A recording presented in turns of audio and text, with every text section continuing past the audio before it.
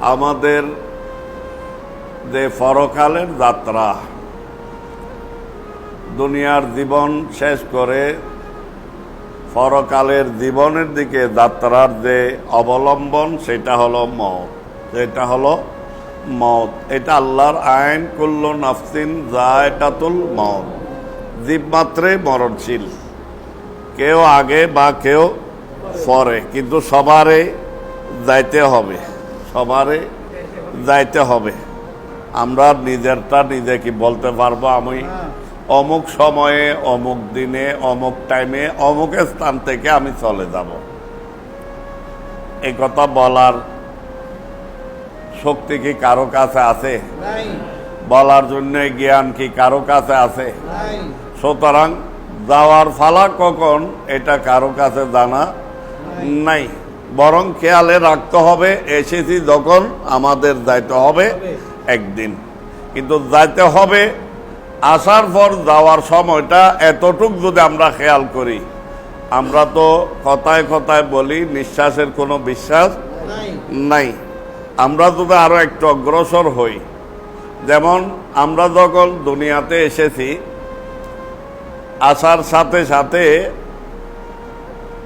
আমাদের জন্মগ্রহণের পরে একজন হুজুর বা আলেম বা অভিভাবক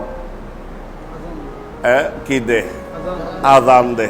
আজানও দে, একামতও দে। আসার সাথে সাথে আজানও দে, একামত। আজান একামত হলে বাকি থাকে কি? জামাত। বাকি থাকে কি? জামাত। যেমন মসজিদে যখন আমরা নামাজ পড়তে আসি, আজান শুনে আসি, একামত যখন দে তখন জামাতের জন্য দাঁড়িয়ে দেয়।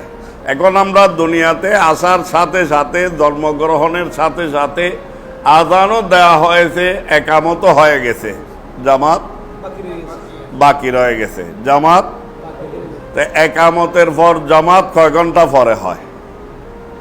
কয়দিন পরে হয়? কি বলেন? একামতে যখন হাইয়া আলাল সালাহ, হাইয়া আলাল ফালাহ বলা হয়, তখন আমরা কি করি? দাঁড়িয়ে যায়, ঠিক কিনা?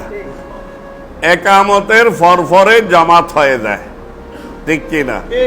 একামতের পরে 2-4 ঘন্টা পরে জামাত হয়, বা একামত দেওয়ার পর কয়েকদিন পরে জামাত হয়, এরকম কোনো, বরং একামত দেওয়ার সময় জামাতের জন্য কি প্রস্তুতি, দাঁড়িয়ে যাইতে হয়, ঠিক কিনা? তাই আমার আপনার জন্মের পরে যে আজান হয়েছে, একামত হয়েছে, জামাত বাকি আছে না নাই? জামাত হবে নি? জামাত হবে না?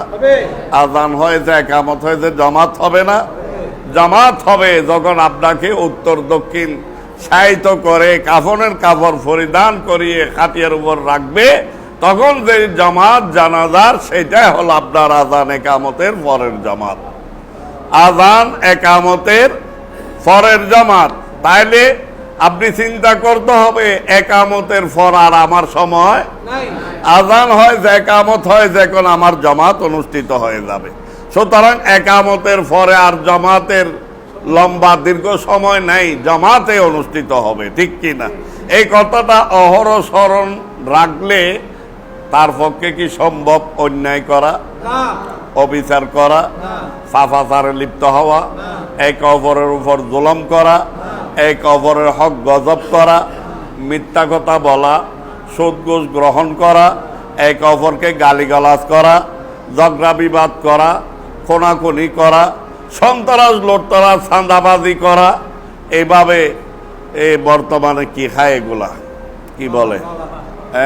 ইয়াবা, মদ, শরাব, এক কথায় গুনাহ পাপ দোষ অন্যায় সম্ভব নয়, নেশাখোর হওয়া সম্ভব নয়। বরং আমার তো সময় নাই, আমার আজান হয়েছে, একামত হয়েছে, জামাতে অনুষ্ঠিত হবে, আমার কোনো সময় নাই।